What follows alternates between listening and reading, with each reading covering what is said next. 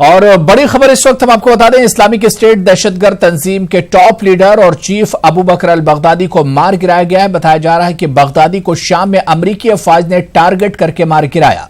एक अमरीकी हुक्काम ने एसोसिएटेड प्रेस को इत्तला दी है। उन्होंने कहा कि देर शनिचर को शाम के सुबह इदलिब में बगदादी को टारगेट किया गया।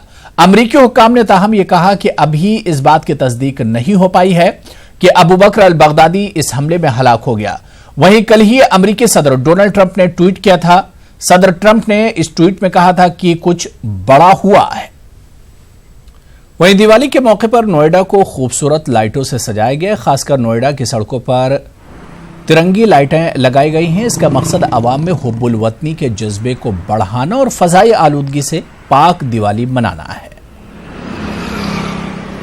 दिवाली रोशनी का त्योहार। इस दिन लोग अपने घरों को दियों और लाइटों से रोशन करते हैं, जिससे उनके घरों का जो अंधेरा है वो दूर हो सके।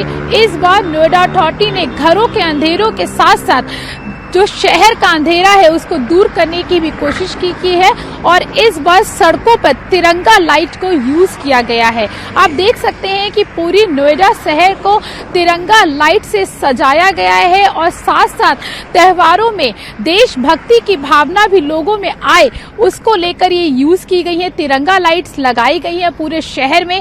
ये जो लाइट है ये कम वॉट की है, LED लाइट है, जिसमें बिजली की जो बचत होगी और बिजली भी कम खर्च होगी। कैमरा पर्सन नरेश के साथ प्रीति श्रीवास्तव, न्यूज़ 18 दिल्ली।